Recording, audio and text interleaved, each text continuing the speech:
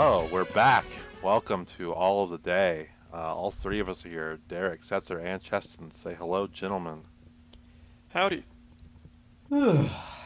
Oh man, it's been nice to sleep for 3 weeks. Yeah, I know I sure hope we didn't miss anything. we yeah, it was kind of a slow week in all sorts of fields, all slow period of time. Yeah, and I Um, wonder Nothing if, much happened. yeah, yeah, yeah. Well, I think we were fine for skipping every week going forward because we assumed there'd be no news ever again. But goddamn, there's news. So do you remember during the summer when we would get to the day of recording and we'd be sitting there talking about how little there was to talk about and how hard it was to fill up our spreadsheet?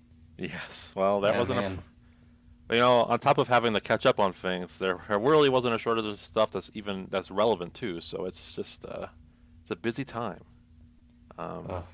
and I think now more than ever we need video games to get us through this dark and trying time. So In these trying times. yes, we're all in it together, bros. But before we get to the absolutely loaded news, have you guys been playing anything? Who wants to start? I'll start with some All-Stars. Derek, do you want to talk about some Mario All-Stars of the Sure. 3D variety? I don't know what we can add that wasn't talked about in our extensive ranking of the Mario's, but This is true, but it's worth mentioning that I think those games are still a lot of fun, and I think it's important for us as a team to come out and say that if you think that Mario 64 or any of these games for that matter have aged poorly, then you are not welcome to listen to this podcast anymore. I think you're a dumb idiot. You should consider, consider getting into other hobbies, quite frankly.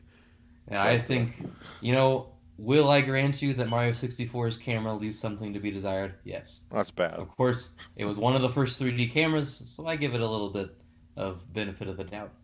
But on the whole, other than that, I think it's a magnificent game. And earlier today, I saw someone describe it as floaty, and I actually thought I was going to break my laptop Well, when I floaty read is just that. a buzzword to describe a platformer you don't like, and you don't have like an actual reason to I dislike it. can't imagine playing something so precise and calling it floaty.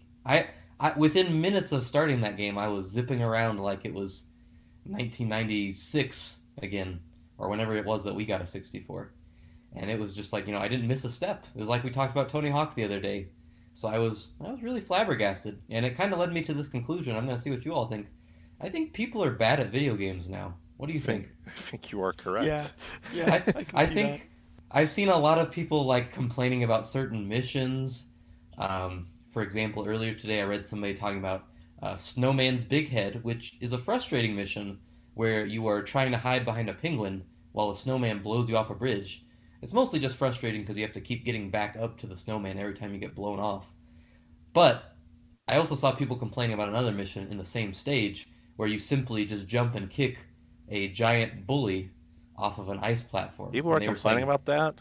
I heard somebody say it was a very difficult mission, and The I was like, bully missions are okay. like free stars. I feel like a lot of the stars in that game are free, and I really felt after I got 120, as a kid, it used to seem like this daunting task, rather, but now it just felt like it was.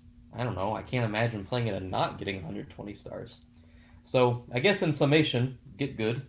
Um, Perhaps the years of games holding your hand have made people worse. yeah, I guess that must be it because I just can't wrap my head around it. It was just such a delightful experience where I mean there was certainly challenge to be had towards the end mostly, but it wasn't. I heard people saying Rainbow Ride was literally impossible to get 100 No, coins, it's actually way but I easier than I mean, remember. yeah, So, it's not so bad. You just there's a blue coin switch and you can get about 40 out of that. So and I don't even really not consider sure. myself. I don't even consider myself very good at video games. But No, I don't either. I don't think Mario 64 is particularly hard. I I don't even think Sunshine is particularly hard. Yeah, But I think the other thing I kind of came to the conclusion of is that this game sold very well, and I think it sold well to a lot of people who don't play old games much anymore, well, I think so and so too. they are not attuned to it in the way that, I mean, that's pretty much all I play. You So, got all those Animal Crossing buyers that want to try something new. You right. see, Or these like kiddies, that are like, "Ooh, I liked Mario Odyssey. Let me try this." And then, well, I know who Mario is. yeah. So I Yes, I'm so, I Nintendo think elitism. I can't Yeah, I believe know. what I'm I hearing. I I can know. Can you imagine being a lead about something this stupid? I cannot. I'm But excited for either them to way, play Donkey Kong Country 2 and get their thoughts on yeah. that one. Yeah, I played a little bit of that last night. I won't talk about it, but I also thought that was, well, it starts off very easy. I know that game kind of jumps It off the gets ledge at that some one point. actually gets harder. Yes, that one jumps off a ledge, unlike the original. But anyways, speaking of throwbacks, before I cede my block to someone else, really quick, I don't know. Do you all mind if I bring up a tangentially related movie viewing experience? Sure. Setzer, I know you hate movies. I vote yay. Go ahead. Let Oh, her rip. all right. So last night I convinced my wife to watch the Console Wars documentary, which is a documentary based on a book that came out. I think it's been 5 years now. It's been Um, longer than that. yeah, 5 or 6 years. I remember being in college, about to graduate when I read it. So it feels like forever ago, and it really was a very long time ago. Given the state of things today, it feels like it at least. And I remember reading that book. It's pretty long. It's about 600 pages, and Derek has some qualms with some of the writing of it, but overall, it's a pretty interesting story. And so I was pretty excited for this movie, and they had been teasing it for now 5 or 6 years. But it's like I said, 600-page book. It's a 90-minute documentary, and although it's entertaining enough, and I suspect, given that it's on CBS All Access for the audience they're going for, that might suffice. But as someone who read the book, or maybe even if I hadn't and I was just someone from the era, I just feel like there's a lot of corners cut, and it was kind of disappointing. For example, Derek, if I were to ask you, since you've read the book and you also lived through the time period, what are the things that this documentary really needs to emphasize? What would you say those are? They need to talk about how Sega struggled to capture an audience early on, even though it was stronger than the NES because it didn't have like a mascot game. It needs to talk Okay, about Sonic Tuesday. It needs to talk about that. Forget the boxer's name, but that game was important to the Sega Buster Genesis. Douglas. Yes, Buster Douglas, and how Mm-hmm. his losing that fight fucked him up. Um, Yeah. let's see. They need to talk about discord between Sega America and Sega Japan. They need to talk Mm-hmm. about Sega CD and the 32X Okay. at length. Uh huh. um, they need to talk about the reaction to the Super Nintendo and that sort of thing. Um, they need to discuss how Sony approached both of them, Mm-hmm. and they need to talk about basically setting up the Saturn launch, and that's where they could end it. Okay. Well, just for context, since I realized I totally skipped over it, Console Wars is about the Super Nintendo and Sega Genesis. And really, it's specifically about Sega and the way that they tried to overcome Nintendo at the time, who was, this unapproachable juggernaut in the space. And I think based on your list, you might be a little more pleased than I was. There are certainly things from that list they did not cover, but they did hit Sonic Tuesday. They did hit the idea that Sega wasn't connecting at first. They did touch on Sony approaching Sega. They did not mention Sony approaching Well, Nintendo. that's I don't ridiculous because recall, that's the which more is major I one. know. Well, which is yeah, I agree. It's kind of strange. I think for me, the three things I was really wanting to see them, the things I think that are super key to understanding the era and its ramifications. I think you first have to understand how Nintendo got to where they were by being ruthless, in some ways in a necessary fashion, in some ways not at all I necessary. forgot to say You know, ESRB is crucial. okay, we'll get to that in a second. So, like you need to understand Nintendo's, harsh grip on the industry, how they refuse to let companies make more than a certain number of games in a year, how if you made a game for the competitor, they would disown you. Like you need to discuss those things in a way that it helps people understand how they have such control and why it was important for someone to come along and try to, break them up a little bit. I think you need to definitely hone in on the discord between Sega of America and Japan, which they do touch on, but I think, I asked my wife about it, and she seemed to think there were some missing parts there because, she doesn't know anything about it, and, it was hard for her to follow. It just seems very sudden, the fallout between them that happens around the time of the Saturn. And I thought they needed to mention the ESRB stuff in pretty good detail, and they actually don't even mention the ESRB. They mention the court case, and they show some footage, which I think is really the main reason that you would watch, Derek, would be, having some of that footage of the court hearings and all that in one nice package. That stuff is great, but they mostly used it as a way to show how chippy they were. They didn't use it to show, how they were almost willing to let an entire industry sink out of their bitterness, and they had to come together at the 11th hour to, prevent the government from honing in on this industry and, I putting was pretty gonna strict controls say on it. Howard Lincoln should have been a main character in this documentary. He was not as main as he wasn't, but he is interviewed quite a bit. They really don't mention much about Nintendo. They have a Tengen employee mention something about the Tengen issue, but honestly, I think you could have a whole aside there to really build up Nintendo at that time period. And again, like I said, the Sega of Japan stuff, it kind of felt to me like watching it that it went from Sega sucks to, oh, hey, we've got Sonic to compete with Mario. Hey, kids are really responding to Sonic. Older people are really responding to Sonic. This is having an advantage over the Super Nintendo. And then all of a sudden, you have Donkey Kong Country and Sega's kind of running out of steam, and the Saturn comes out and it just blows. Like, they don't do a great job, I don't think, at establishing why Sega of Japan had the issues it did. They mention jealousy, but I don't think they touch on the fact that the Mega Drive wasn't very successful in Japan. And so maybe there was some element of that that influenced their perception of it. So, as someone who knows something about the time and has read the book, I was pretty disappointed. If I didn't, I might have. I still enjoyed it for what it was, but I think for us on this podcast, it's pretty vapid documentary. So you're saying that it was too much material to cover over 90 minutes? Absolutely. I want to say that originally it was pitched as a docu-series, and that would have been a much better format, like 6 episodes, each one having a specific focus.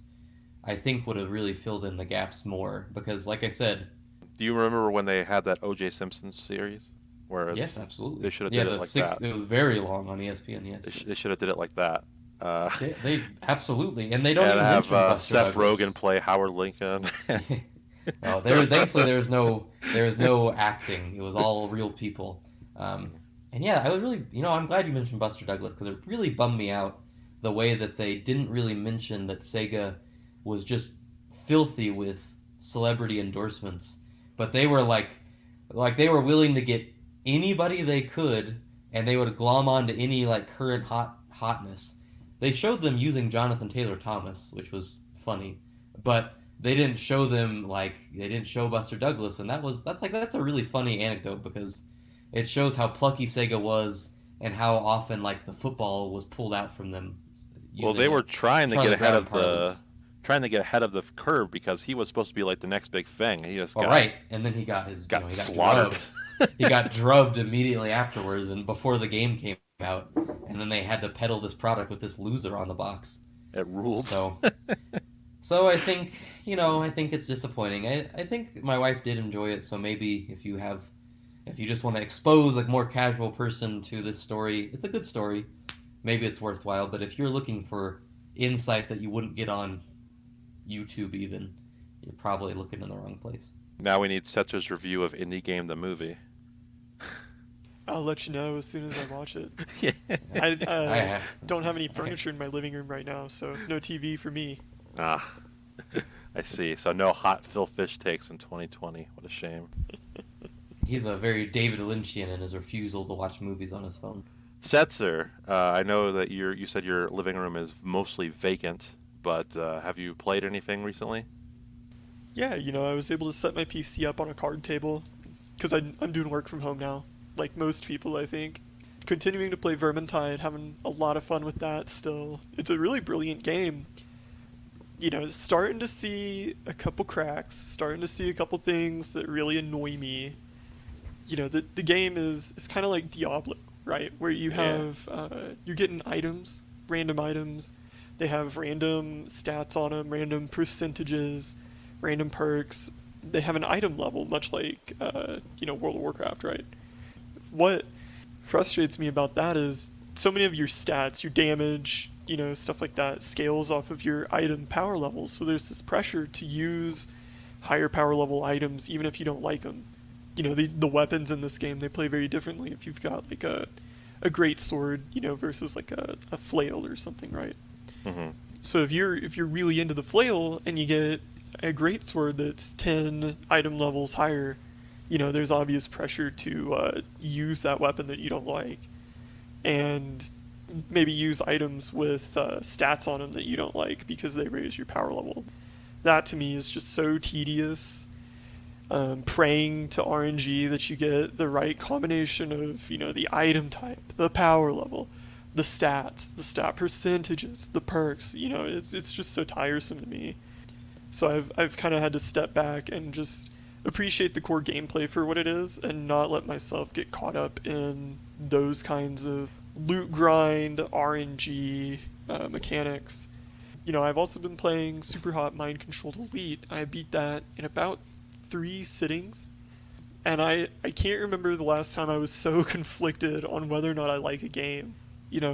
I bought this pretty much sight unseen on the recommendation of one of my friends, and I was expecting, I never played the original Super Hot, right? Mm-hmm. So I was expecting kind of a short indie shooter, maybe more along the lines of a Medieval, Dusk, Ultra Kill, those sorts of games that I've really been enjoying lately. I walked into a roguelike, and it really disappointed me in that regard. Oh no. Yeah, so the core shooting gameplay and the time only moves forward when you move around gimmick, and a lot of ways that they mix that up with some perks. You can get different enemy types, different level hazards. That's all really good.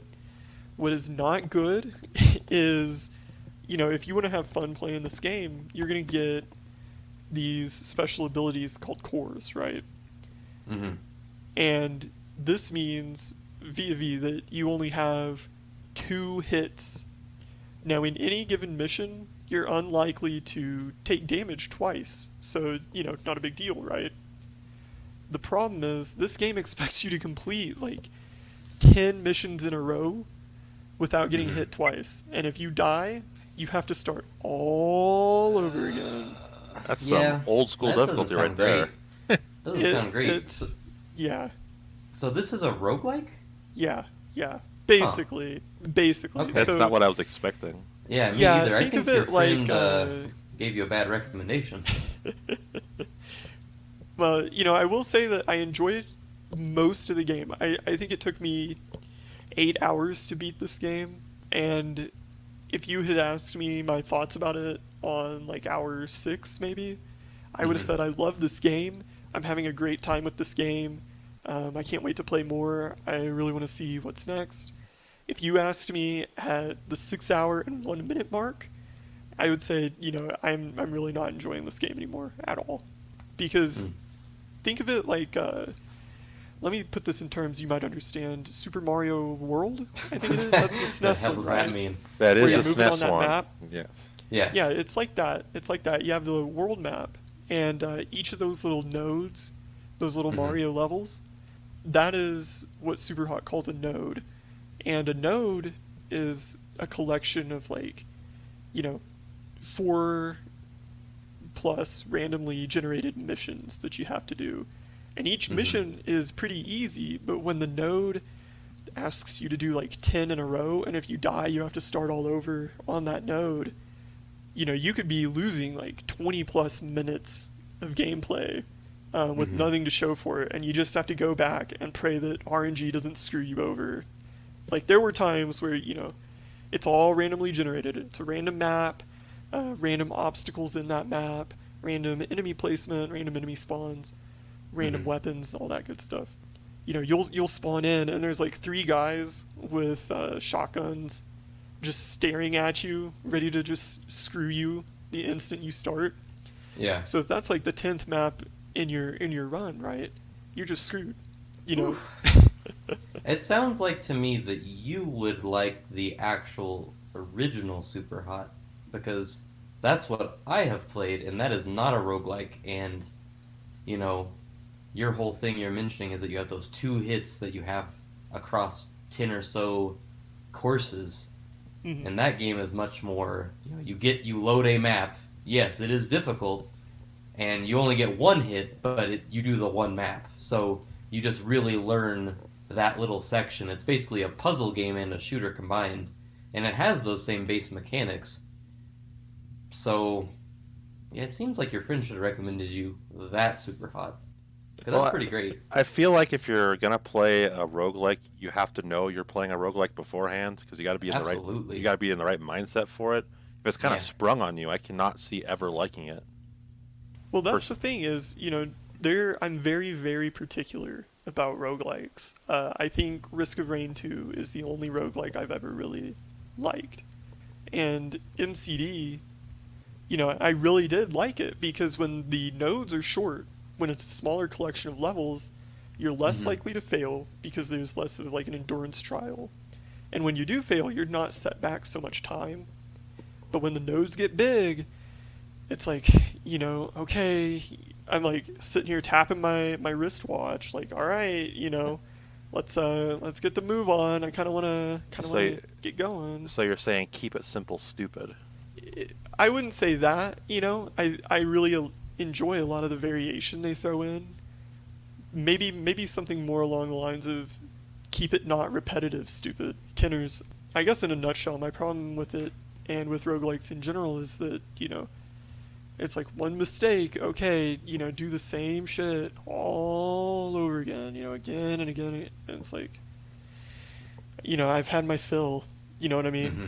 Hmm. Which is ironic given the game's story is all about wanting to play, this like Hmm. addictive computer program more and more and more. Right. Yeah. And speaking of that, this game, when you beat it, I won't spoil the ending or anything. Not that there's a whole lot to spoil, but when you beat it, where a normal game would just take you back to the main menu and say, all right, you want to start your new game plus or what? This game is like, okay, you have to leave the game running 2.5 hours for my pretentious indie memery. Yeah. Um, and originally it was 8 hours, and people were so upset that they had to leave the game running for 8 hours straight before they were allowed to play again that the developer shortened it. I could have just done without that. After how miserable and grueling the last few levels are, it really ticked me off a little, I'll say that. It That's a bummer. feels unnecessary. Yeah, Yeah, that was I mean, a it's like a slap in the face. It's like, you're going to make these levels so grueling and so hmm unfun, and then you're going to make me, like, leave the game open for 2.5 hours because you're just that great. You're just so amazing. What a darling, right? I don't like that. It feels like It's a shame. self fellatio. Yeah. Yeah, that's a really cool mechanic, and the original is a pretty special game. So that's a bit of a bummer. So, Setzer, was there anything else you were playing, or Yeah, actually, I started playing Warhammer 40K Mechanicus. It's kind of like a tactics game, kind of like Final Fantasy Tactics, actually. oh, well, Though, speaking my language. Oh yeah, no, the yeah, Derek a alarm is lot going more off. accessible though. I'll say that. Oh, I'm out. The Yeah, Derek yeah. alarm just broke. But yeah, I don't think I'm too deep into it yet. I gotta say I'm really enjoying it, and I'm really enjoying the Warhammer game renaissance. I have to say, or maybe it's not even a renaissance because they never really were into video games until these past couple of years, and now all of a sudden you're seeing a lot of great uses of the property. Someone is forgetting Warhammer Online. I played that game. I did not play it religiously. I played it to go run around and ask other people why they were playing it. Excellent. Yeah. I seem to recall Derek having a pretty lengthy experience with that I in the did. demo. I did play it for a little while, but felt like the reason I didn't keep playing it is because it felt like a discount WoW. So, Yes, Yeah. I think it very much was. so if I'm gonna play a discount WoW, I'd rather just play the full price version. So, Yeah. That was when WoW was still good though. Yes. Yes. Now, if I were to play an MMO, I think FF14 is the only one that interests me in the least. I'm halfway there with you.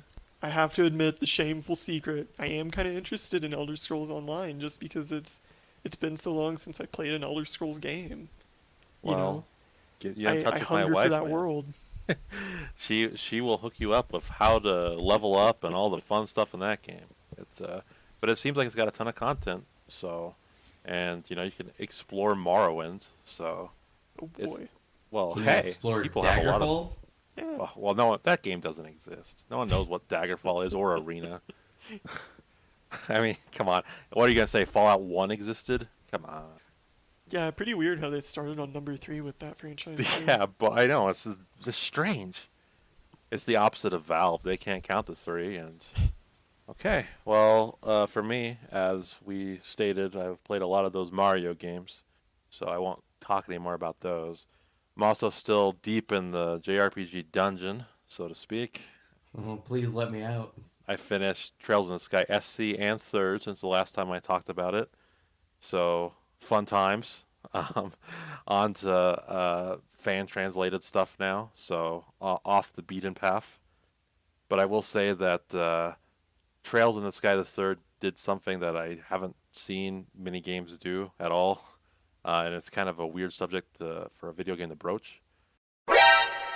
Sorry to cut in, but if you're at all interested in playing the Legend of Heroes slash Kiseki franchise, you should skip ahead to about 2920. The following is a major spoiler from Trails in the Sky the Third.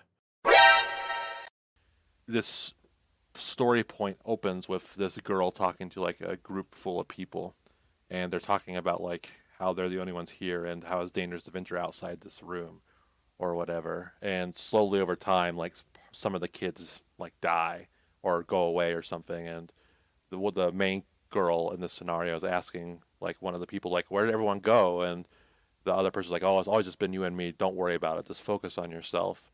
And so it's revealed that none of these people are actually real. This girl's developed like disassociated identity disorder. I My know I pronounced favorite that. Japanese RPG trope. I know I pronounced that wrong. And she had developed it because it turns out she was forced to work like in a brothel. And Oh, and she's like a 13-year-old. So you're seeing like this perspective that is really uncomfortable, and it's traumatic even. Like when I was like reading, I like I cannot believe I am reading this. Like this is like genuinely unsettling and something I do not see video games really approach at all. And it ends where like there's this raid on this brothel, and like one of the main characters sees her, and like you see her for the first time in the real world, and she's like just naked and cut up and like showing the signs of abuse, and like the guy's like, well, how the hell did this happen? And like the bad guy organization is like, we can take her in or whatever. And it's just crazy that this was in a game, and it it really like engrossed me. It really impacted me. So I think that was some top tier storytelling in my opinion. A little uncomfortable, as I suggested, but interesting stuff nonetheless. You've been talking about this game for a couple weeks, right? Yes, I've been playing ever wait, since is this I. Kiseki? Yes, it is. Oh, okay. I'm Yes. sorry, you called it something else that I didn't understand. Well, now I can officially, because I'm playing the fan translated one, so I'm playing Zero no Kiseki now. Uh, Oh, okay, but uh, good. Well, I know what that is. but these are all related to Cold Steel, which is what started this whole thing. So, Well, you're losing and me it's again. just interesting because like as I'm playing these things, because I think Trails in the Sky the Third came out in like 2007 or eight, and you see things set up in that game that come about in like come to fruition in Cold Steel, which came out in like 2015 or 14. So it's just like this is a very well thought out franchise with great lore, and if you're at all interested in like turn-based stuff with like storytelling, cannot recommend the franchise enough. Am I gonna have to buy a Vita? No, all the Okay. Trails in the Sky games are on Steam, and Oh, then okay. you All can right. emulate the two And that these games look pretty old, right? So, they are old. And yeah. I would say that if you do not have a fondness for old school JRPGs, you probably won't. You would probably be better serviced by watching the story on YouTube. But Cold Steel does not relate to that because it feels kind of more like a lot more modern. I would say people owe it to themselves to try it out. I'd say it's every. Wait, mm, so is Cold Steel and Trails in the Sky different? yes, I mean they're in the same world, but they're different. Okay, They're different. They're set on different continents, okay. and it would take a long time to explain the lore reasons for that. So I'm not going to. And But you've been playing I've been Trails. I've been playing. Well, they're all Trails, because Cold Steel is called Trails of Cold Steel. I'm playing Trails in the I see. Sky. Yes. So So you have not played any of the Cold Steel. I have only played one. There are three more. The fourth one's being Okay, released this month. this is more confusing than the Series S and I Series X. I understand. And I am extremely lost in where you are in the series. yes, I'm playing it in a. I've started in a really stupid way, and now I'm kind of looping back. But it's pretty easy once you know the order, so it's not as confusing as I'm making it sound. I would say, Setzer, you could certainly give it a go. At the very least, if you're into lore, that's your cup. Like this will be your cup of tea, I think. But I'm enjoying my journey still. I'll let you know if whenever I make it through the fan translated game, so I can finally get the Cold Steel 2, which I bought like immediately upon finishing Cold Steel 1 and have not played it yet. So that's me. I think we're good to go. Are you guys ready to start some news? Let's do it. Okay, I'll get us started, Setzer. Well, as usual around here, we like to start out with the Xbox Family Circus, and Yes. they're going to be starting out with the second biggest story we'll be talking about this week. Microsoft bought ZeniMax Media, which is the parent company of Bethesda Softworks. So, Doom, Quake, Elder Scrolls, Fallout, that's all under the Microsoft umbrella right next to Halo and Gears of War now. I feel like this is a good fit personally because I always think of Elder Scrolls as a Microsoft game for no particular reason because of Really? And there is a particular reason. well, It because was only on Morrowind. Xbox for the. Well, Well, I mean, for consoles, it was only on the Xbox well, I remember for a while. Morrowind being the big takeoff game in the franchise, and I feel like that's because it was on the Xbox, to the point where no one remembers the other Elder Scroll games anymore, as I mentioned previously. And I also Oblivion like launched first on 360. Later came out on PS3. It's just something I've felt. So I feel like it's a good fit. That said, like it's a lot of money. I think it's like what was it, 6 billion? 7 billion, I believe. Well, either way, it's more than Star Wars, which was 4 billion. So this is like a major, major investment. Yeah. I mean, gosh, I had forgotten how big that publisher was until I saw Microsoft update their list of, recently acquired studios. And all of a sudden there were like seven or eight down at the bottom. I had forgotten about Arcane and Machine and all these other subsidiaries of Bethesda. Does ZeniMax own the Saints Row peoples, or is that someone else? That's THQ Nordic. And nobody owns them except for the Nords. Oh, well, yeah, it's famous Which Skyrim also race. owns Skyrim. Yeah. Yes. It's weird. I don't know how Microsoft is going to work that one out, but yeah. It's interesting, like, Todd Howard immediately comes out and says that Bethesda games are going to be multi-platform. He still he thinks. And I think he said that because technically, Deathloop, it will be a PS5 game. So there you go. But other than that, like, Microsoft did not spend $7 billion to have Elder Scrolls be on their competitor. Man, That's I just can't see it. I that's just just can't. tomfoolery. I've heard a lot of people say that, oh, it just makes sense for their strategy, and sure, I get it, but at the same time, $7 billion, and you're not gonna have one of the biggest releases of the next several years exclusive to your hardware, when one of your big problems is your lack of exclusives? And I Come have a on now. hot take on this. I feel like this will be bad for Starfall or whatever Starfield. they're Starfield. whatever Maybe you'll know the because name of it I though. think yeah, well, I feel like I feel like Microsoft is going to push them to make Elder Scrolls like right away. Like just be like, we bought you for this. We want this right now. So skip this other one. because I don't even know how far along this Starfield is. It could just be like a tech demo still. Who Well, I mean, knows? yeah, we have no idea. We don't know So, even about Elder Scrolls. well, I'm telling you, Elder Scrolls is nothing so far. Oh yeah, I'm pretty sure they're just title screens. But I don't know. Like, part of me is like, when a big company buys like a little company, they want the money maker, and Elder Scrolls is the money maker. So I feel like they're gonna be like, all right, enough of this bullshit new IP, get to work.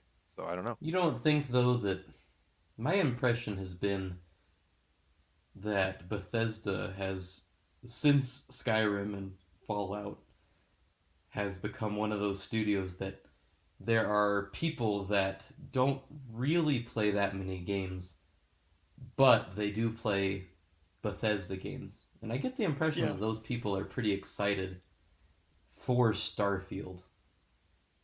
I I understand get that that. impression. And I know it's not Elder Scrolls, but I don't know. Your wife I would consider kind of in this group, though she does play games. But I do consider her, a Bethesda person. Right. Is she excited for Starfield? Not really. Because how Okay. could you be All excited right. for Well, never Starfield? mind. Well, I I mean, don't know. They Yes, said my Derek. wife They is the said same way, Starfield is honestly. coming. that's all we know about it. So it's impossible. It's like, it's another Elder Scrolls like game in space. That's all that you can really say about it. Well, yeah, I guess that's true. Yeah, I mean, I will say this: I'm of two minds on the whole thing. On the one hand, I don't think this will be too disruptive for me, given that Microsoft has been better about embracing PC for the last few years, especially the last year in particular. Yeah. So, as a PC player, I'm willing to bet, these won't just be Xbox exclusives. Oh They'll yeah, they're be they're Right. definitely on PC. Microsoft Yes. exclusives, right?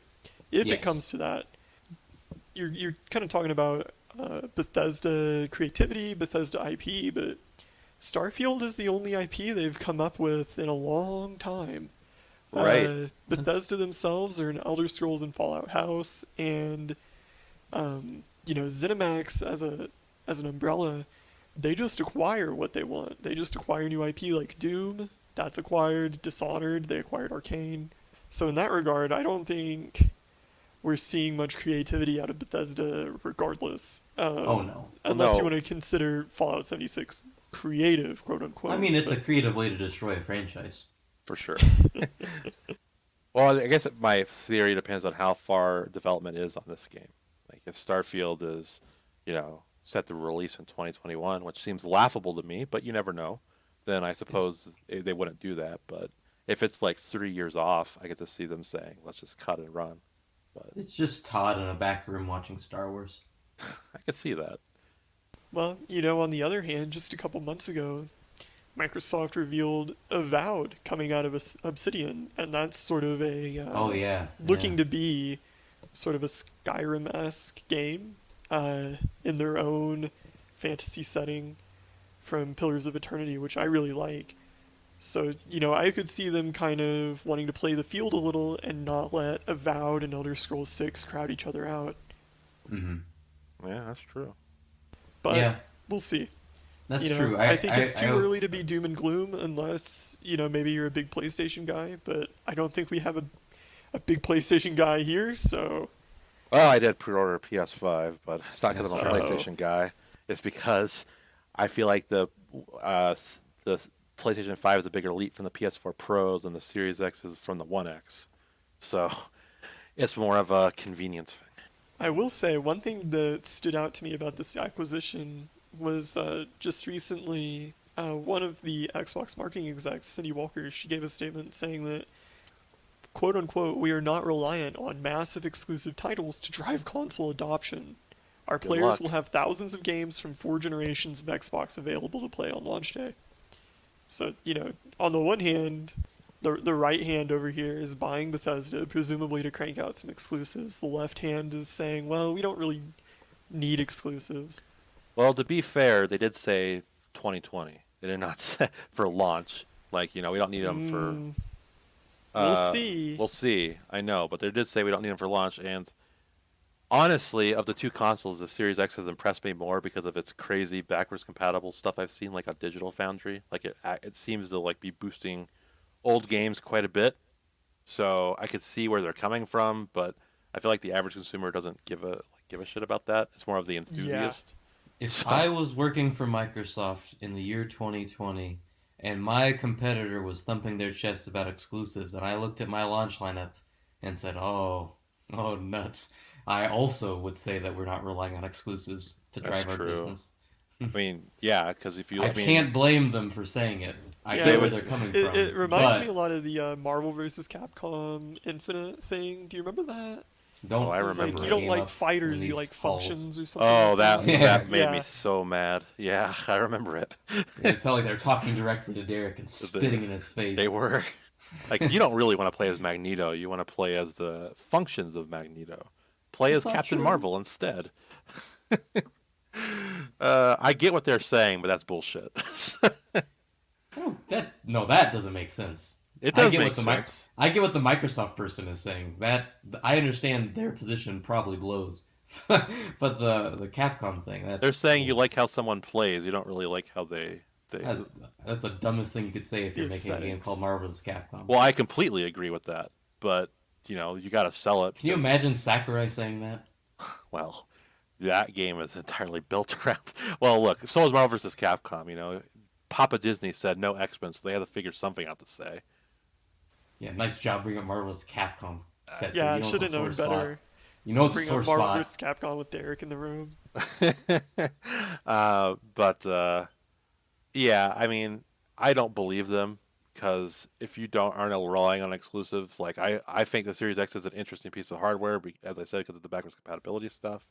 But you're not going to sell it to a wide audience based on that. So you Yeah. need to rely on exclusives at some point. Otherwise, people are just going to buy PC. Well, the only thing I would give them is that they seem to be leaning into Game Pass, which is not necessarily exclusive reliant because they do pull down a lot of big third party releases on Game Pass, early on or day one. So I can see it, but I still think they're clearly caring about exclusives with how much money they've been throwing around in the They, past year. I was gonna say they bought a bunch of studios. Yeah, Like they if you don't, clearly they care, but just I can also understand why a PR person would say, we don't really care about that so well, yeah, much. well, if you look at the Series X Right. launch and compare it to PS5 launch, I mean, Demon Souls remake right away is better than anything Xbox has, and you also have a Spider-Man game, which is seems like a half of a game, but it's like it's people will think it's the sequel to like this great It's got the Marvel logo on it. right. That doesn't mean anything more. So you've got two big That's not what I heard from exclusives. Avengers. I think that game's That doing all sold really right. well. Yeah. Well, its player base has died. Well, of course, Doesn't but matter. Got the money. they got the Did money, it? man. Did it Yeah. really sell well? It's got Avengers on it. What do you expect? I don't know. A lot of the people who watch Avengers don't play video games. Well, that's not true. Well, no, a lot of people who play video games watch Avengers, but a lot of the people who watch Avengers are just like normal freaking people, I agree, but I feel like a lot of people have PS4s. not us dweebs. Well, Of course, it all comes back to Marvel. ruins everything. Well, speaking of, continued Xbox One exclusive woes, Brian Gerard, community manager at 343, tweets, quote, "We haven't locked on release date for Halo Infinite yet. Anything you see on a retail site is just placeholder/speculation." So here we are, we're still nursing that release date. I can tell you when the release date will be. It will be November 2021. Yeah, I'm thinking that's probably a good shot. We'll see if the whole strategy is too little, too late for the Xbox. I picture 343 being like just a bunch of guys sitting around, like trying to fill out their days, like throwing waste paper into baskets and Sipping playing paper beers. football, sipping, throwing back beers. Like, what are you doing now? Well, in Sony Pony news, they had to rebut rumors that they were reducing PS5 production, but sources do say that the digital edition is being produced in, much smaller quantities than the disc edition for the PlayStation 5. Surprising to me, for a couple of reasons. One, like both consoles, even though Sony pulled out of it, made this push to like end physical media not too long ago. So it's weird that the digital one, which has a lower price point, you'd figure would be attractive to some people, would be lower produced. Because as far as I understand, the horsepower is the same. So I don't understand why would I make it lower. I feel like they should be equal, but I mean, what do I know? I've heard some business type folks speculate that even the idea that the digital edition exists at a lower price point might be enough to entice people to get out there, and then they go and say, oh well, that's not there, but I guess I'll just get the disc edition. Now I think that's crazy, but that's business people talk. I don't buy that at all.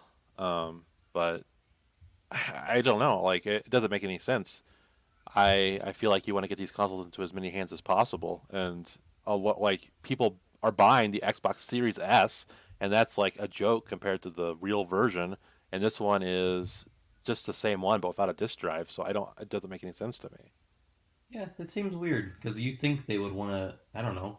I'd almost think you'd want to produce more of that because then people are locked into your Right. digital ecosystem. They can't get used physical games. Maybe they don't want people bitching like they they accidentally buy a disc. It was like, why can't I play my PS4 discs? You said this was backwards compatible, Sony. I don't know. It's just scraping the barrel here for reasons. I don't know. Yeah, it's strange.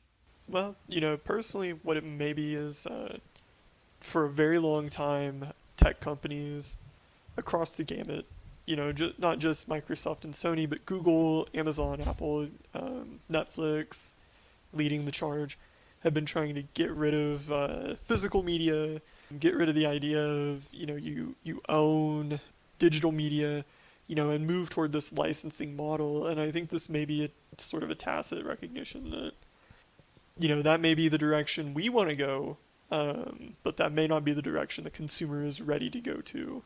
But we'll see. Time will tell. Time will tell. Well, time will tell. I just surprised they're not pushing it a little harder. Is all. Yeah, yeah. I mean, I'll be interested to see in a couple months what the sales numbers are for disc versus discless. I assume that it's all enthusiasts buying day one, and I personally wanted the disc-based model, so I feel like most people will fall in line with me. But we'll see. The optical disk drive being the only difference, and that being not really an $100 difference It's not. It's worth. like a $30 Right. difference. So part of it could be that they're not wanting to take that much of a loss this early. So That's possible. yeah, I Yeah, don't know. personally, I will always buy the disc edition just so I don't have to buy a separate Blu-ray player. Well, yeah, that's handy for that. It's really Sony's bread and butter. That's why the PS2 sold so well. The DVD player is convenient. Hmm. But speaking of Sony, I see they're making the X to confirm a global condition, which I say, about damn time. Take that, Japan. It's always weird when I play FF7 and it's circle to confirm. America's the biggest game market in the world, so it makes complete sense that it would be that way. I'm surprised it didn't happen sooner, if I'm being honest.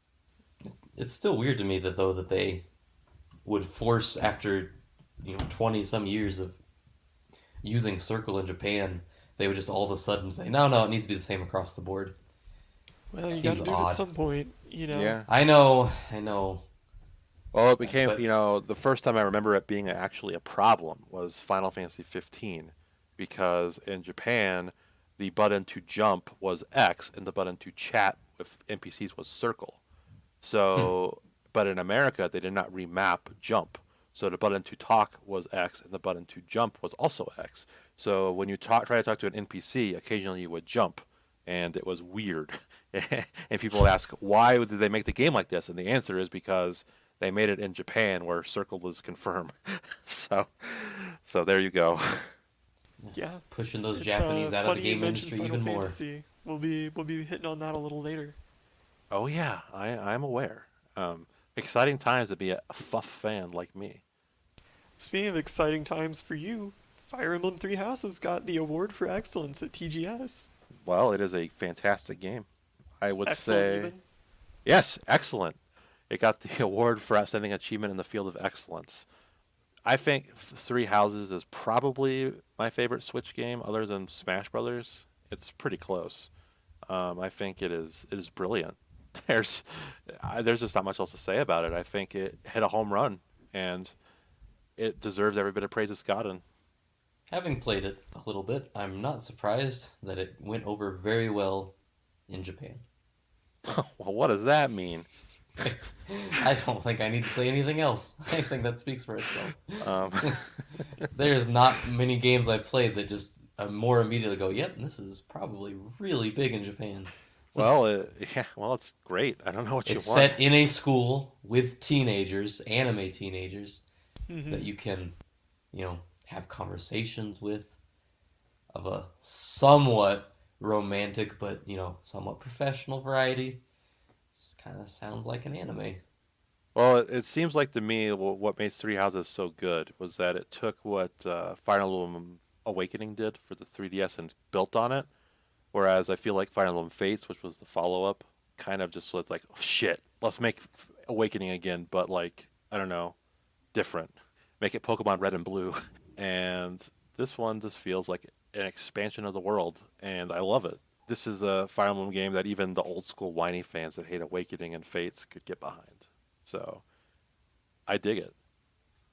And I think whenever your wife forces you to get a Switch, Setzer, you too will dig it.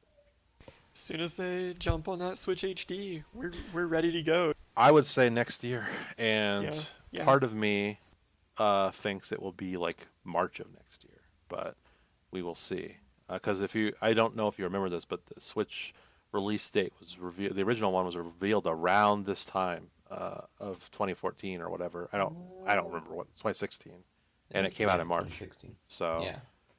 so we'll see. And they've shown no problems revealing something like a day before it happens. So who even knows at this point? But I will say it. I feel like pretty confident in saying it'll come out next year, whenever the Yeah, Switch HD I think is.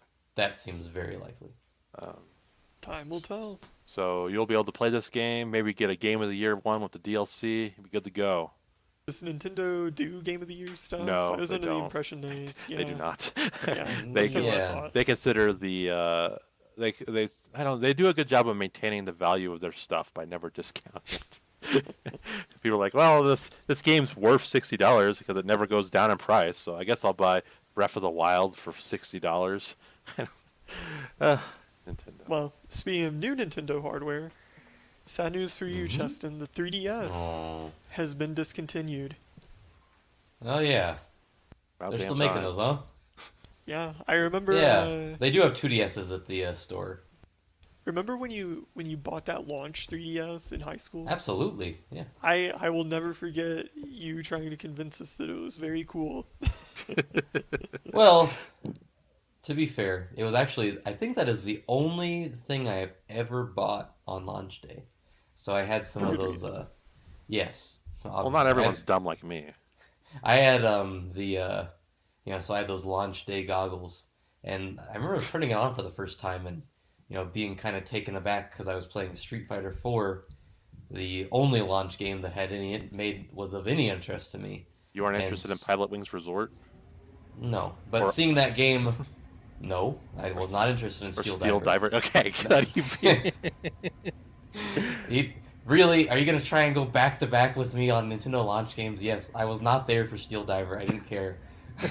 But anyways, I had never played a game like that on a portable device. I thought it was amazing, and then you had Face Raiders where you could put your face in it, and you Yeah, shoot I the remember little you flying showing faces. off Face Raiders and being like, "What? Yeah. That is cool." Look at this Well, bros. It came with those AR cards that were pretty slick. I mean, I thought the 3DS Had was that pretty Donkey cool Kong at first. game on there.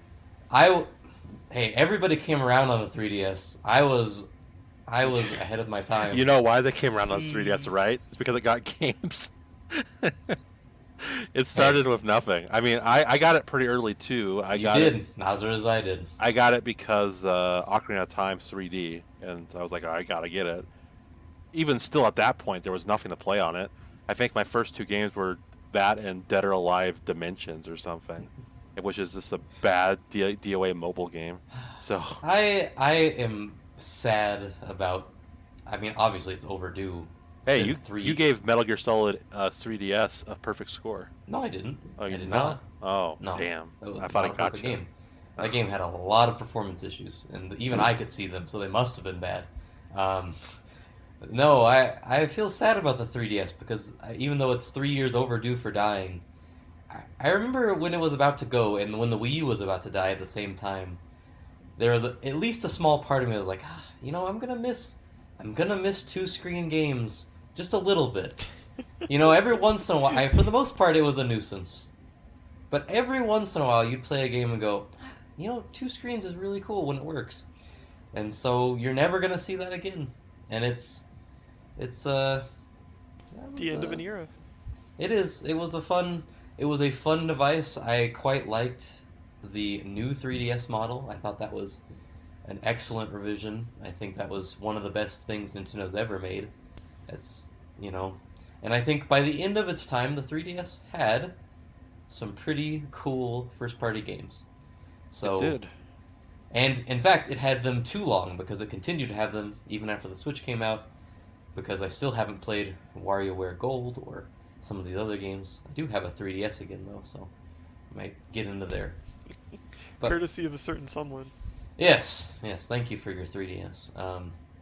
Yeah, it was a cool system. Well, Rest in peace. I'm glad it's dead. I wish it had died the second the Switch God. came out. Wow.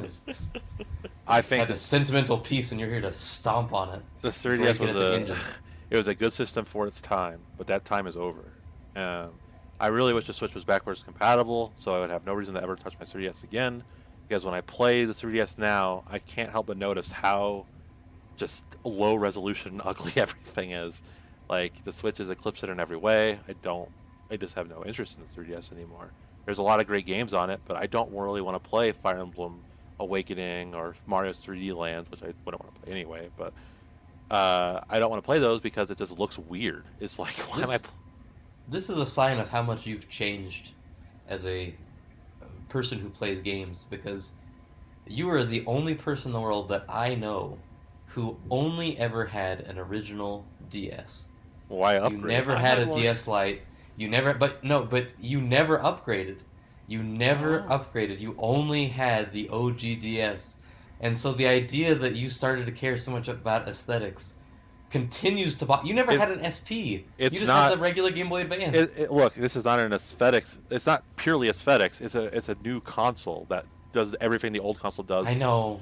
Like when the DS came out, how much did I play the GBA? Like never. Well, one, because it was backwards compatible, but whatever. Yeah, exactly. But but I mean, I don't know. Like this is doing the same thing the 3DS does, but better. So I really just wanted to bring up the fact that you had your OG DS for the entire I see entirety of its no. life. I saw the more impressive one's the GBA because the SP is objectively way better. SP was like a That huge backlit upgrade. screen. Yeah, That- but my logic was, well, I'm playing the same games. Why do I need to pay Yeah, more but money? that OG DS is ugly as sin. It Yeah, was but like, I love it. oh god, it was so clunky. One of the worst designed systems ever. Well, I want people to think I'm a giant man child if I play it in public. And the regular DS, I mean the DS Lite, just looks too sleek. So Oh, that's why you get a DSi. And Oh. everybody knows you're an idiot. yeah, true. So An idiot who's bad with their money. well, that's why I pre-ordered the PS5. No. Just to Hey, prove I that wasn't gonna make that joke. That's the whole reason I bought it, so people can make jokes on me. It feels good. Hey, I man. almost pre-ordered a Series X, so we could have almost been both joking matters. I should have just bought a 3080, even though that's apparently hard to come by. Speak of the devil, and NVIDIA shall appear. NVIDIA acquired ARM for $40 billion. I think this is the biggest news story of the week. Take that, Xbox. $7 billion. Get out of Yeah, here. I mean, I think we're gonna see repercussions from this for decades. Yeah, explain this to me as someone who's stupid. So, the processor in your computer probably is made by either Intel or AMD, and those use a specific kind of processor called an x86, right? ARM is a British company, and they make a different kind of processor called an ARM processor, if you can believe it. And ARM processors, for various reasons, mostly around performance, energy efficiency, have become very popular lately. A lot of companies are switching over to ARM chips instead of x86 chips from Intel or AMD. Yes. Apple did, Um, I believe, right? Apple, Microsoft is making big pushes toward ARM.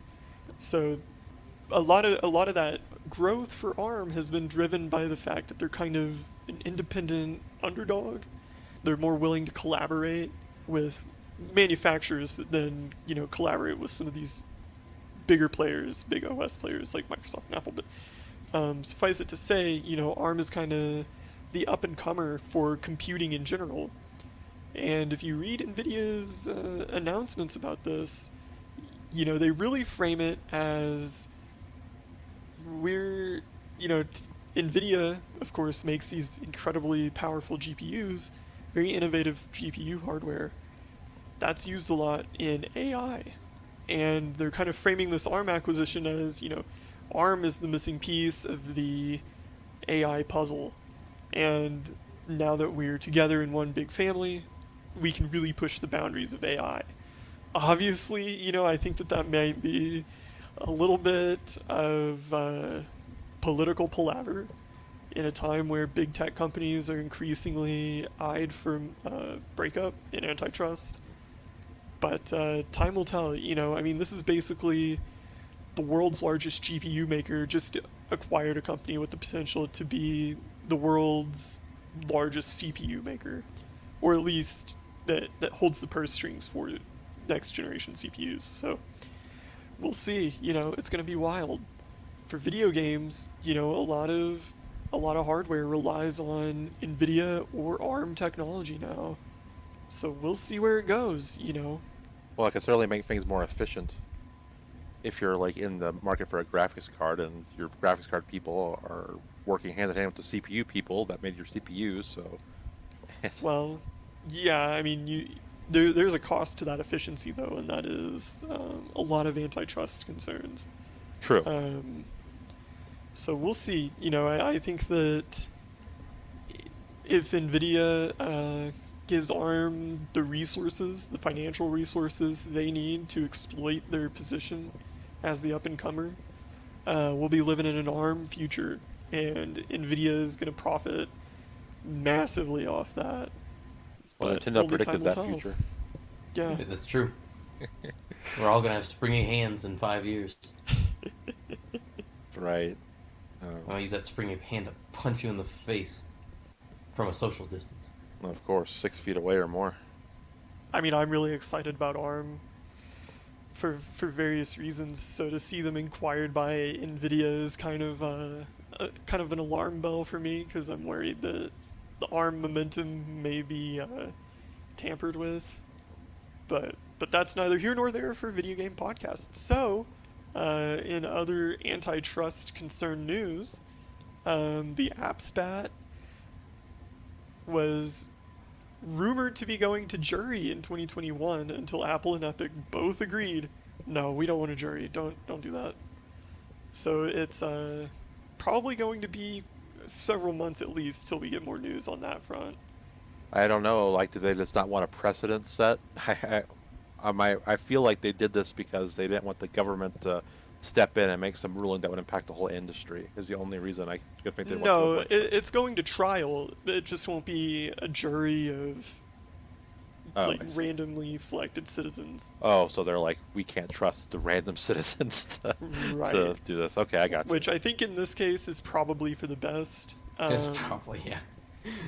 Because I think if you were to just randomly select 100 people, a significant portion of them would be like totally unawares of what's happening and why this is important. So, Is this a murder trial? No? What? Well, I is this going to Fortnite. be on the TV? Nope. Oh, well, Okay. whatever. Guilty. Well, I feel like this could be taken up to the Supreme Court at some point then. Yeah, it's possible. I Because can this see is this impacts the entire like way business is done on the App Store and stuff. it. Right. So It has a lot of implications for some of America's biggest moneymakers. So yeah, we'll see. but nothing for the foreseeable future. Yeah, at least a few months. And given the Put state of things in the world, maybe 6 to 8. put Yes. xCloud on iOS. Well, Well, it's funny you say that. Apple made an offer to Microsoft to do so, Yeah, but a bad it offer. has a big condition. There's a big but on this one. God, it's been this Every long since we've xCloud talked. game must be a separate app. You can't just launch the xCloud app and then go into the game. I feel like when Apple made this offer, they probably had like a really obnoxious grin on their face because they just knew that would be like a deal breaker. Yeah, Come on. well, yeah. yeah. Like, why is this a thing? Like, they're not watching every movie on Well, Netflix. yeah, Netflix doesn't have to post every movie separate. I don't have Uh, to. I don't have to look at an app store listing for Christmas Surprise. I can just go on Netflix and watch Christmas Surprise. Can't you get Crunchyroll on an iOS device? you can. There's all sorts of fun God, stuff on there. you can have anime unfiltered and unfettered, but not video games. Like, yeah, you can get as much high school DxD titties as you want, but You can watch Darling in the Franxx on your Apple Watch. well, that would lead to suicide. I don't think they want that. So speaking of xCloud, did you guys see this Amazon Luna thing? Cheston, I know you're a big Amazon guy, right? I have what? Because I have Prime. Well, you Well, got he, that And Derek Alexa. mooches off my Prime. Derek uses my Prime more than I do. he, Oh, well, 'cause I not have a anymore. spying device. Mad Men's Ah. over. Oh, that's right. Yeah, I saw this. Yeah. What do you want to ask about it? What do you? What are your You want my thoughts? You're the take? Amazon guy. Give me your take. He once volunteered to be Well, put into a wage cage. I mean, just for no much reason. much like everything on this podcast, the podcast where we all have these opinions and can't make up our minds. I really have two minds about this. Yeah. Great help, boys. So the first mind is, pretty common thought among people on the internet is that it's starting off on a better foot than Stadia in the sense that, Stadia, Stadia doesn't work like on any devices, which makes no sense to me, since that was the whole original pitch, was that it would work on just any Chromecast. But anyways, you have to have the special device, and then you have to pay, or you don't have to, you can pay for like a premium tier, but then you have to pay $60 to stream these games. So Luna is more like Game Pass. It is a $6 a month service, and you get like 100 some games. So, in that sense, I think it's okay. On the other hand, looking at the list of games, I don't know about that $6 a month. I'm not sure who they're gonna get.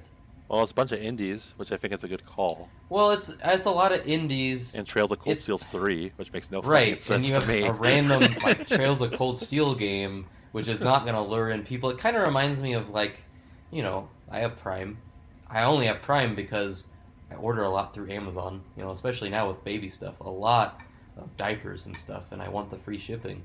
And the video stuff is always just kind of like a bonus. And when you go on Prime Video, it's a lot of the same movies you'd find on like every other streaming app that are just like really cheap to get.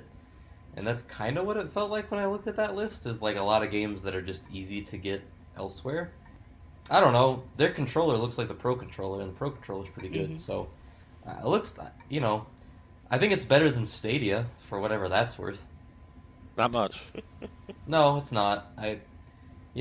Hey, good on them, I guess. I'm not opposed to streaming games the way that a lot of people are. I just am waiting for the right approach. I just don't And want Amazon this in my video games. this is close. Yeah, I'm kind of with you on that. It's the Microsoft doing xCloud. To me, at least, Microsoft has been in games for a little bit, but Amazon has only shown incompetence with games, and you get the impression from these tech companies that they just think like, you can put a bunch of money into whatever the hot fad is and you'll have a hit, and that's just really not how game development works.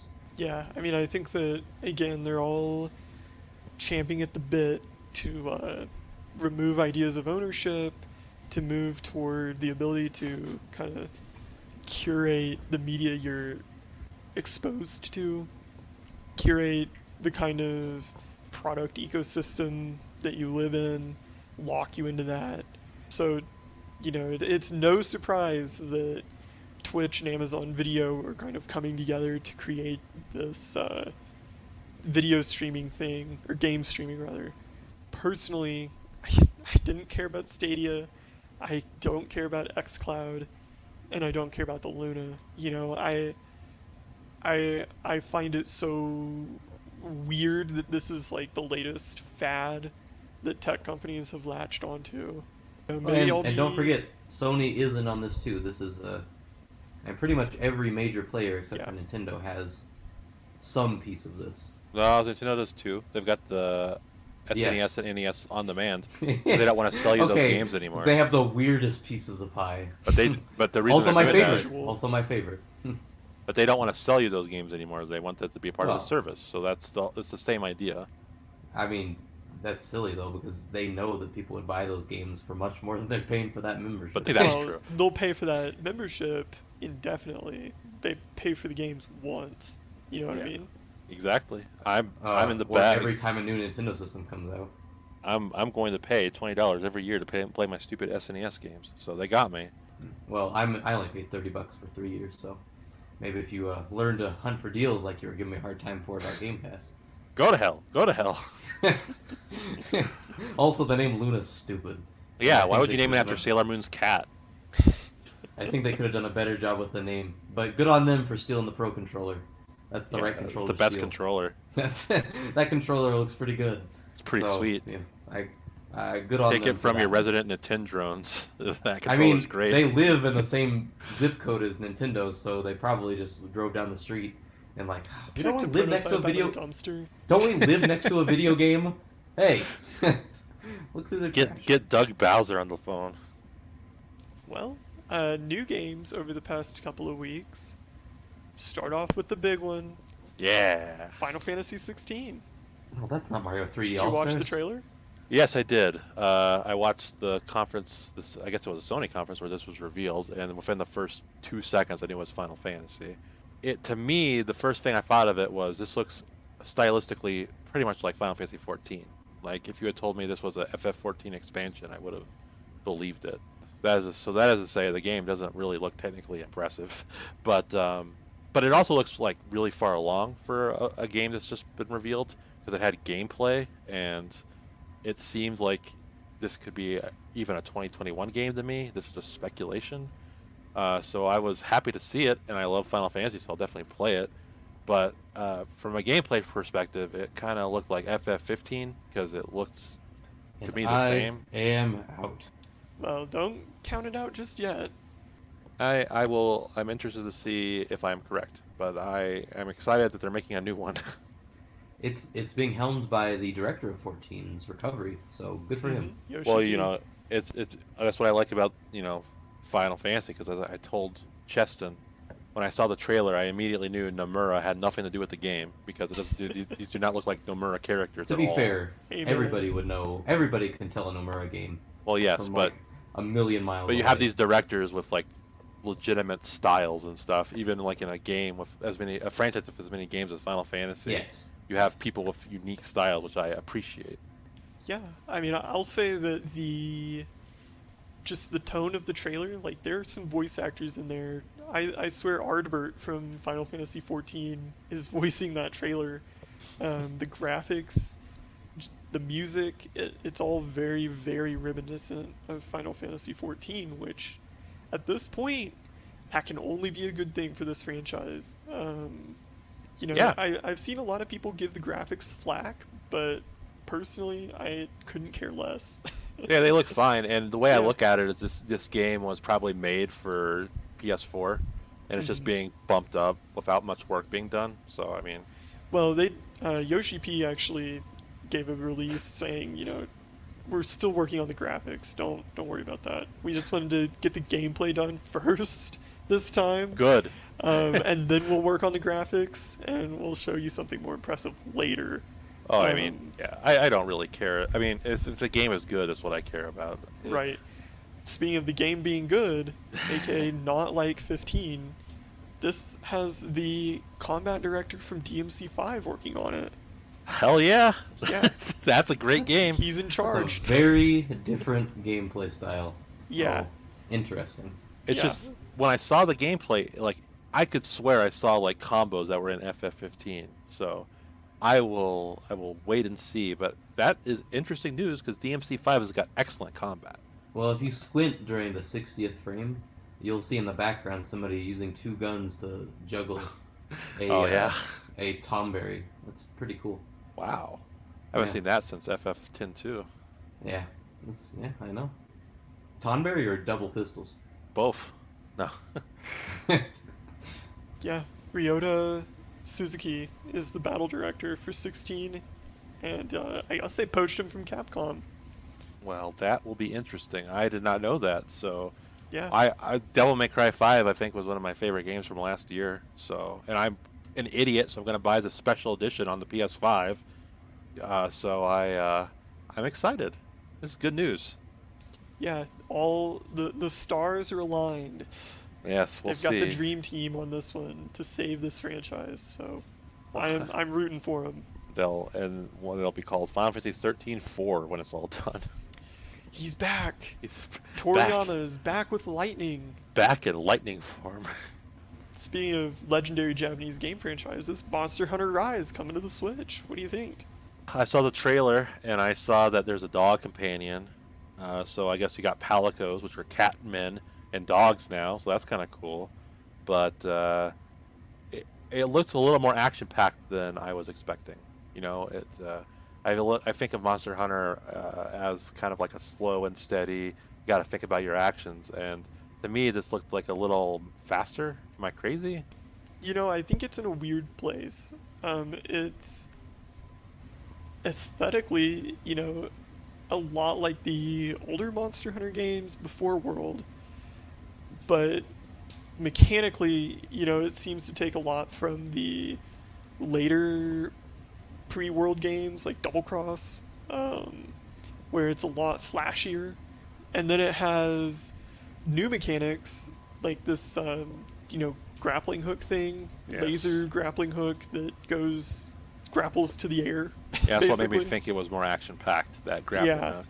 I mean, that's beyond what World added, so it's a different direction for the franchise, that's for sure. I'm curious to see where it'll go.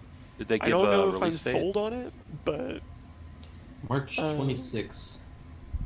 Really? Yes.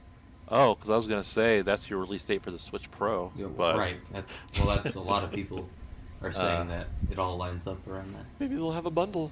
maybe because I mean, like, I really enjoyed World, and I look at this is maybe kind of a step back, but I guess we'll see.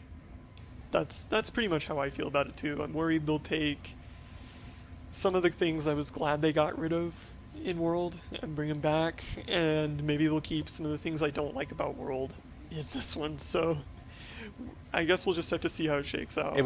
To me, it was baffling that they even bothered to release Double X over here. Yeah. I know, like, it was a Switch game and Switch is free money. Double Cross. Oh, whatever. You know what I mean. But I mean, Switch games are free money, so I guess that was my thinking. But I don't know. Like, it's weird. It just doesn't feel like a step forward. So Yeah, it feels like a lateral move. yeah. So I probably won't get this, but we'll see. If it scores well, I might give it a look. Well, another big Nintendo announcement. Stinky Steve from Minecraft has made it to Boo. Smash. Do Boo. you kneel? Oh, I kneel. Cheston got a earful from me about this. I was not You amused. did not at get this. an earful. You just said you didn't like it. Well, yeah. I explained to you how your arguments were irrational because Well, yeah. like it's one of the most obvious. It's one of the most obvious character included. Now I don't really like it that much. But I'm saying, like, this is a step away from Fortnite guy getting in Smash. I just don't. No, I don't agree with that. I don't. I Agree do. With that. I think it's No, very similar. Minecraft has been around for 10 years, and it is one of the biggest games ever. I consider that far different. Well, Fortnite could be that in 10 years. And I think it... I mean, it could be. It could be. For But, sure. I mean, it's just, like, I don't really need, like, generic guy. Like, I just don't need it. I think that's a bit of a generational gap, though. Yeah, I yeah, think it is. true. I think, Well, to me, it, like, diminishes the roster of Smash Brothers. Like, I look at... I think that's insane. That is a silly take, Derek, and you should. I you look should at feel I look bad at for all that. these great characters like Ike from Fire Emblem, Yeah, and And- Violet Okay, Sakurai. and We need another Min Fire Emblem rep. well, I unironically would prefer 5 additional Fire Emblem characters to one Steve. I'm not with you on that. I thought, I didn't really want Steve, but I did watch the rundown of Steve, and as usual, Sakurai has and the development team have really outdone themselves in making just a weird freaking character. I can't even fathom how many mechanics that game has going on simultaneously now, because now you have a character that has an entire crafting system just for himself. Yay. It's it's nutty. It just Maybe people will bitch about him like they do Hero. Oh, they absolutely will. There were plenty of people on the YouTube chat while it was happening that were. I mean, of course, every time a character debuts, people are saying it's broken. True. I know they got that about Joker, who I don't think is very Personally, broken at all. I don't think Steve will be broken, because I think there's enough pieces in place to counter him. Unlike Hero, who's totally random and berserk. So Well, this that has taught one, me. This whole process has taught me a valuable lesson: is that Don't you buy never things pre-order you- DLC ever, Oh, ever, ever, ever. listen, it is a dumb decision. you would absolutely be buying this no matter what. No, I wouldn't because- be. Yes, you would. Because No. you're not. No, yes, you would. You're not going to sit there with an incomplete Smash roster. Yes, just I will. Because you don't like that. You're okay. well, Protest. you're lying to yourself there. I'm just saying, No. like, I certainly buy most. I would buy all Smash characters, but Steve cheapens the value of that roster. I just don't want him there. That is such an insane. I'm not paying $5.99 USD plus tip for that little bitch. Have you seen who they put on that roster? Come Yeah, on. I have. Give me Incineroar all day. You should have known when they were busy pandering to you with Fighters Pass 1, with a JRPG character, a Persona character, Two Banjo JRPG and Kazooie, characters. Terry Terry Bogard, and another gosh darn Fire Emblem character. You should have known that the monkey's paw would curl, Derek, and you'd get Min Min and Minecraft Steve. And now what? You know what? I hope you get Fortnite Guy. Well, I it hope would you get fit it. in with Steve. I hope you get it. And you know what? I hope the game makes you download it. And I Forces hope it onto you. And I hope that you Free can't title ever. update. Yeah, I hope you don't even have a choice. Well, I I got hope you get no the choice. Apex Legend guy down the road. Get Yeah. Tracer Overwatch in there. So exciting. I mean, Derek, people want Gino, and I think the argument for Gino is a lot less strong than the argument for At least Steve. he's got tie-ins to Nintendo history. Yeah, so Like, does ooh, Minecraft. Minecraft sold really well on the Wii U. It sold Fantastic. very well on the Wii U, and it's like the only game that sold well on the Wii U. Look, I and the understand I'm being Switch irrational, but sold I well on don't the like Switch. it. And guess what? Oh, here we go. Here's a deep cut. This will justify it for you.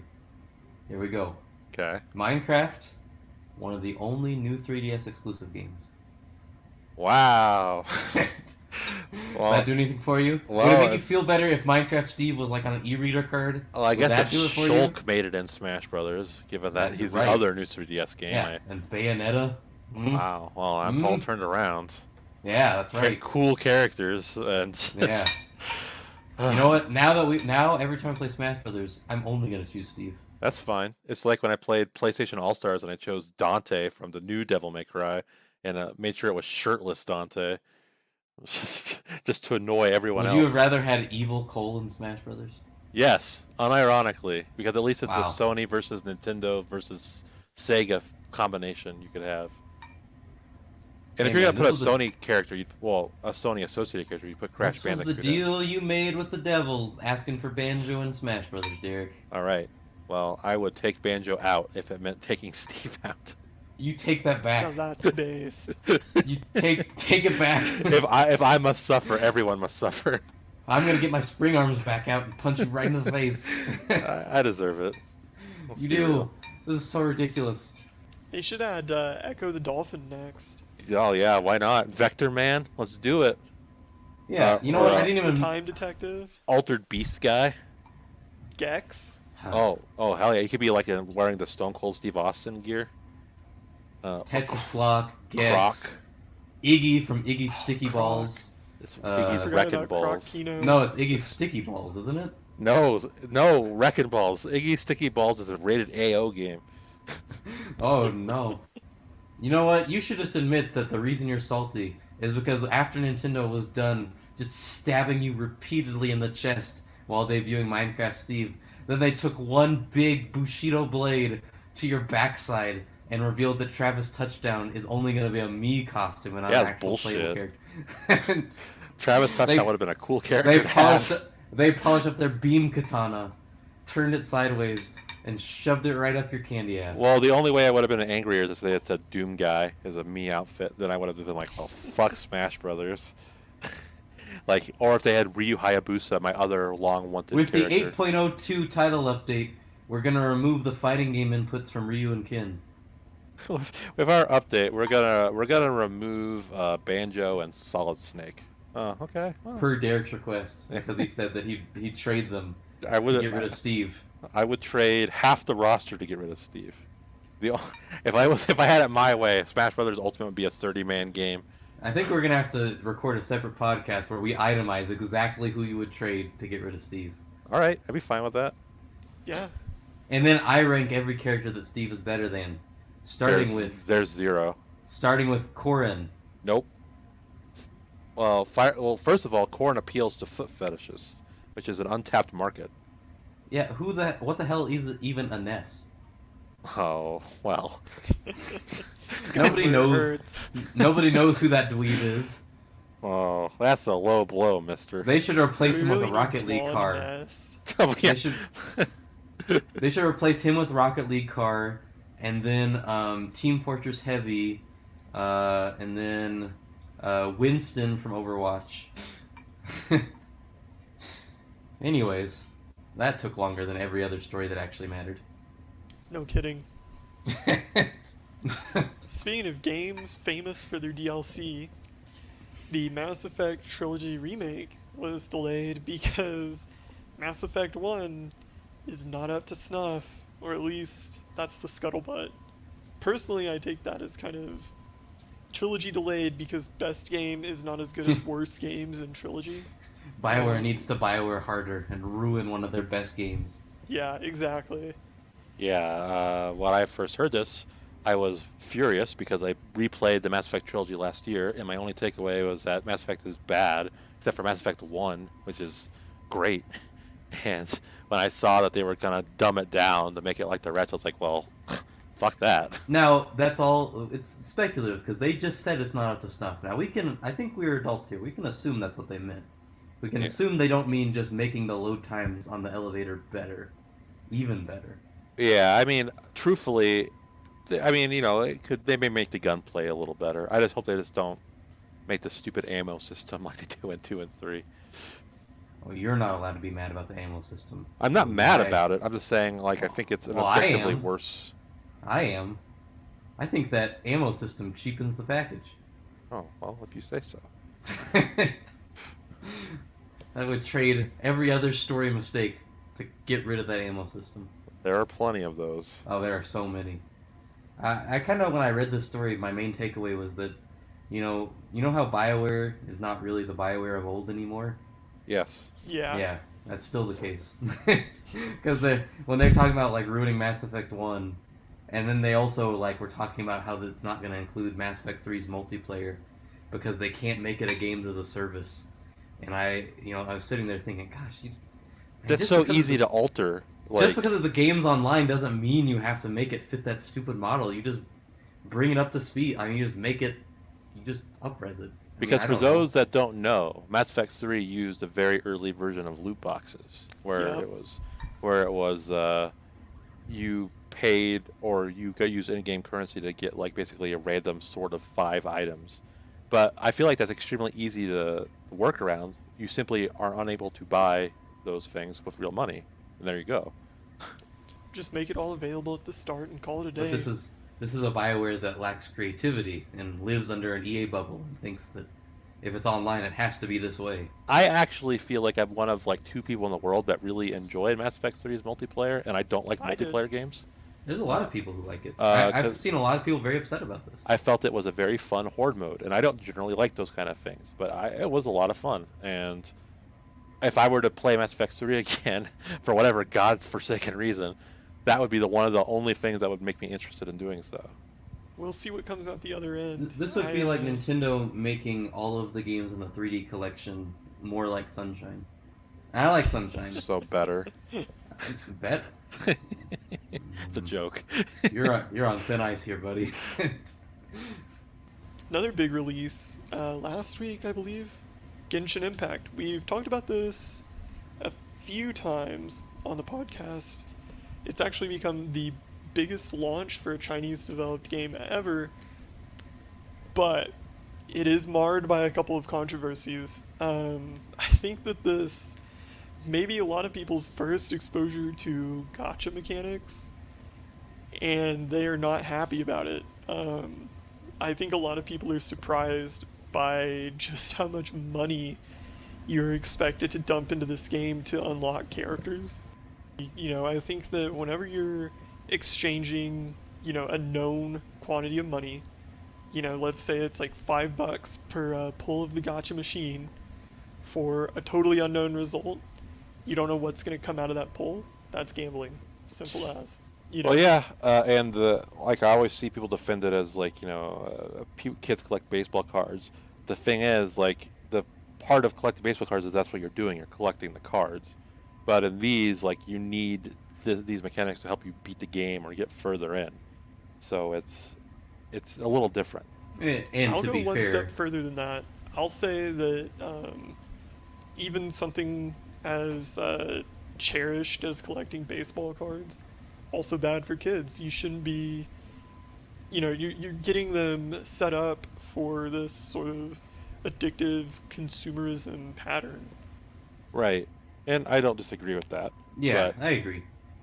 But at least with baseball cards, you actually have the physical item. I mean, I don't know much about this game, but I'm gonna imagine at their whim they could just say, nope, this game is no longer functioning. These acquisitions are no longer available. You just lost it, and you spent, $150, and you're just out. Yeah, exactly. That or you're banned. It's very different, but it reminds me of when Diablo 3 came out, and the way the difficulty was tuned was such that at a certain level, on a certain difficulty level, you almost were forced into spending money on the auction house. But even then, you at least knew what you were getting. You're running up against the wall, and then you gotta pull a little lever and just pray. The other end of the controversy here ties directly into that. On the PC version, this game installs a program that runs when you run the game, and it basically has, pretty pervasive access to your computer. Originally, this anti-cheat program didn't stop when you closed the game, and it was not uninstalled if you uninstalled the game. They have since fixed that, but at the same time,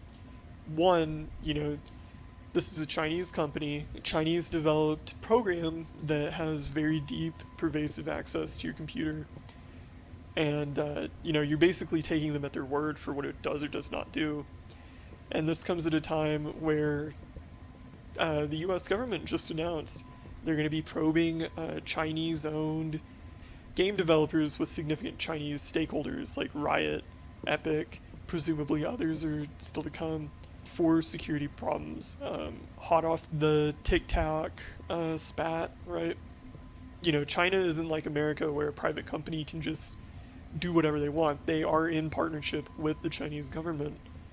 So, you got to consider that when you install this game on PC.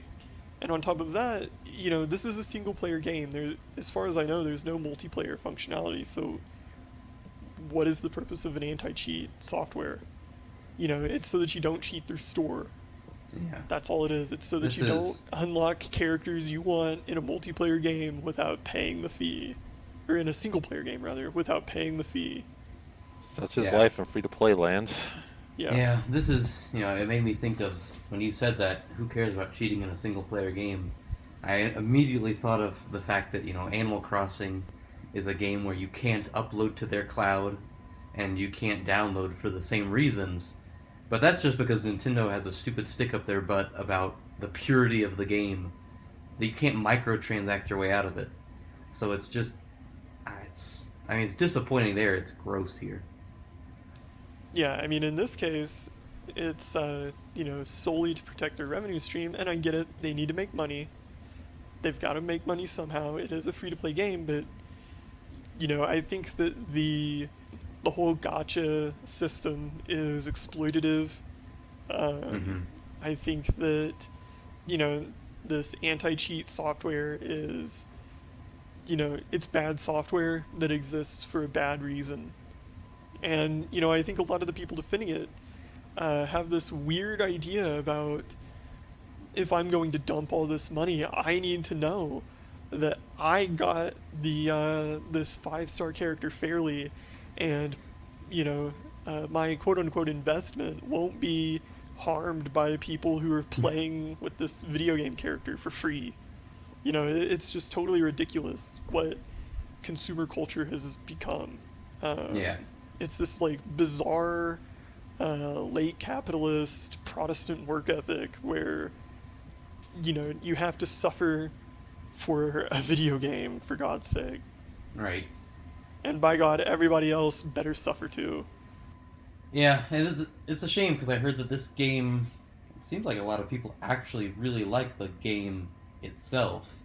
Well, yeah, it's Breath of the Divorced from these Wild mechanics. means. Is that this game? Yes. Yeah. This game that was wasn't that at a Sony conference, or am I Yeah. crossing my wires? No, you're right.